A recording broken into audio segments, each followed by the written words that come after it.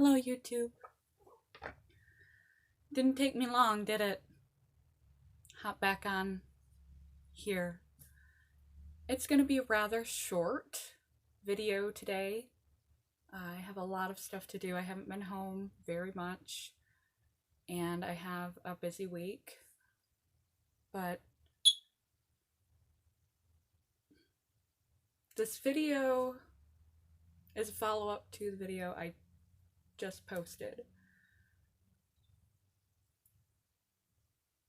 People are always in growth, myself included. That's what this channel is about, is growth. Whether you realize it or not, you're always becoming or you're shriveling. And there were a lot of reasons, there still are, I'm kind of at a fork in the road, of why I've been struggling. But as we're always going one way or the other, forward or backward, growing, expanding, or shrinking,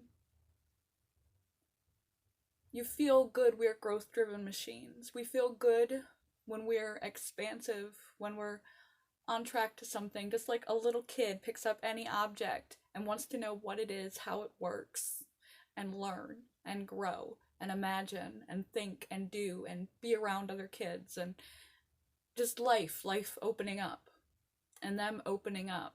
The same thing drives us as adults. And I sort of hit a wall. And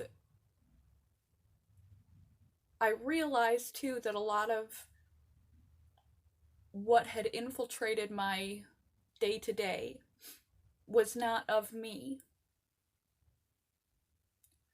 It was remnants of my psychotic illness, things that I had grappled onto when I was sick. And as they've weaned me on and off and on and off and on and off medication over this process of time, and I've let go of old habits and had much more time to fill and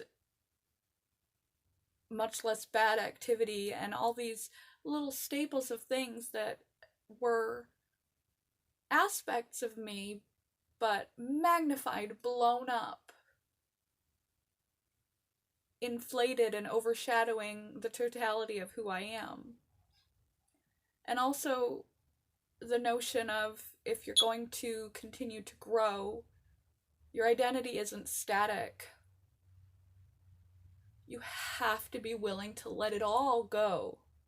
You have to be willing to die to self to become someone else. You can't see a new perspective, you can't be a new person and still cling on to the old behaviors, beliefs, attitudes, conceptions. And when I found myself flatlining, and I realized that many of the things that were filling my life should be parts of my life, but they were amplified because of my sickness and being ill from the medication, not sleeping for days at a time, going through withdrawals, not days, months, of insomnia, going through withdrawals because of the type of medication that they had me on, which I'm still going through, which gives me even more empathy for anyone who has dealt with that through any means. Withdrawal is not fun, and we should have a more in-depth conversation about speaking with your doctors about the type of medication that they put you on, and being very aware and able to control your own medication, the practicalities, the legalities, all of that have to do with your medication.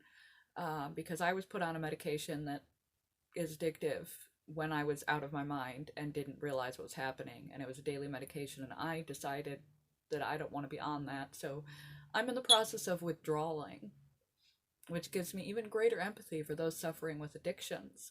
That was an aside, but so between illness, insomnia, medication up and down, realizing that my life was filled with shadow selves psychotic illnesses, and I had dropped off. When you have an episode of psychosis, you literally do brain damage. And you sort of have to do cognitive rehab. So I'm relearning in order to re-employ the things that I wish to, like drawing and photography and art. I started something. It's not very good. And I could only do it for a few minutes. And then I had to put it back away because the cat hopped on my lap. And I totally lost my train of thought. It's work. And trying to juggle who I am, who I'm going to become while I'm ill. And becoming more and more ill. Psychologically, physiologically, medication being adjusted. And getting well enough mentally to realize that, yes, I've made great growth. I've dropped off a lot of negative things, leaving great gaps in my time and my schedule and my mental focuses. But what I've focused on so narrowly that I let go of everything that is me. And in the same token, that's not necessarily bad, because I want to be more than I've ever been. I want to be the best version of me that I can be. I don't know what that's going to look like in the end.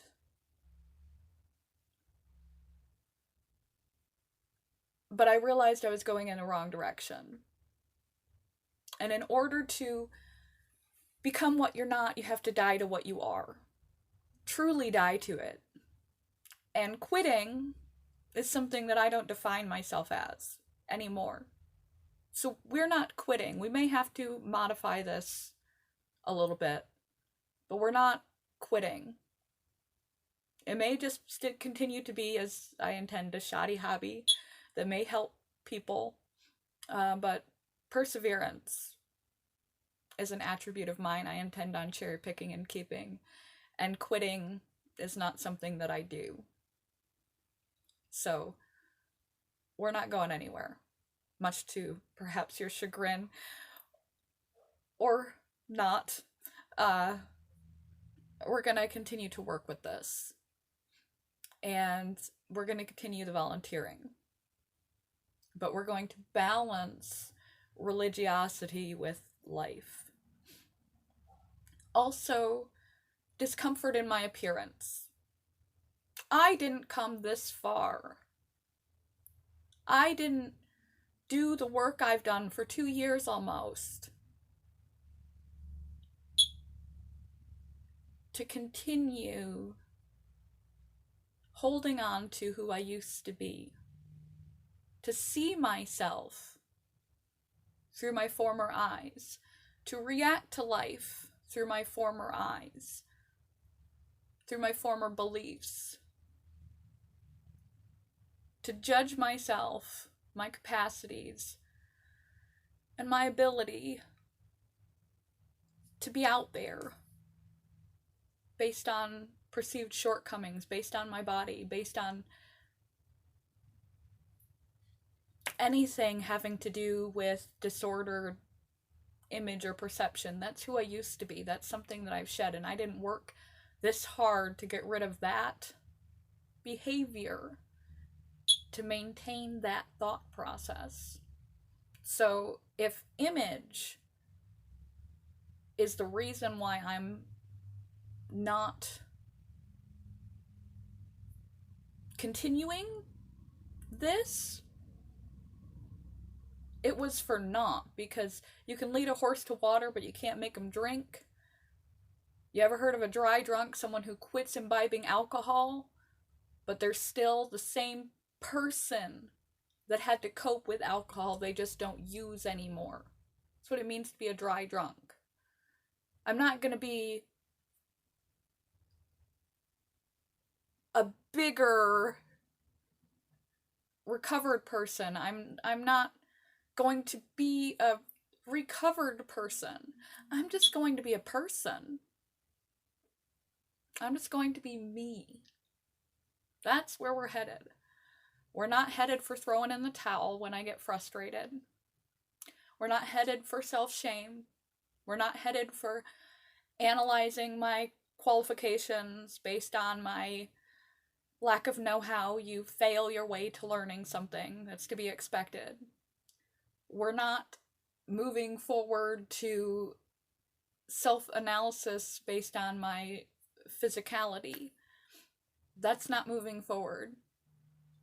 And I refuse to not move forward. I refuse to put in the work and not get anywhere. And some of the reasons why people can't move forward in their life, can't let go of things that are harmful to them, people that are harmful to them, smoking, anything else, is because that's how they identify themselves. And they're not willing to die to their identity to pick up a new identity. And I had pretty much crushed much of my identity, and that left me scrambling for something to cling on to. You know what?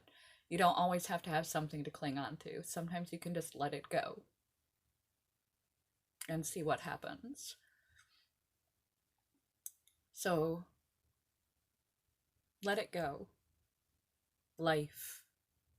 Realize that no matter what you have to say about it, sometimes you need to step back and take a break and take a breather, and you burn yourself out and you're not taking care of yourself, and there are external circumstances that need your attention, like medication, physical illness, family problems, situations that you need to attend to, that distract you and drive you off the path. Life happens. But throwing in the towel is not an option, because you're either shrinking or you're growing, whether you like it or not. Doing nothing is a choice. And the more often you make that choice, the more often it becomes your new identity. Quitting, doing nothing, going backward. That's not who I am. Love you guys, and that's not who you are either. You're not your body, you are not your beliefs. You are wonderful, creative energy in a human body who can do and be anything you want to be. You just have to figure out how. And you have to be willing to relinquish entirely your stinking thinking and change. God grant me the serenity to accept the things I cannot change, courage to change things I can, and the wisdom to know the difference. And much of those things are me. Love you guys. Bye, YouTube.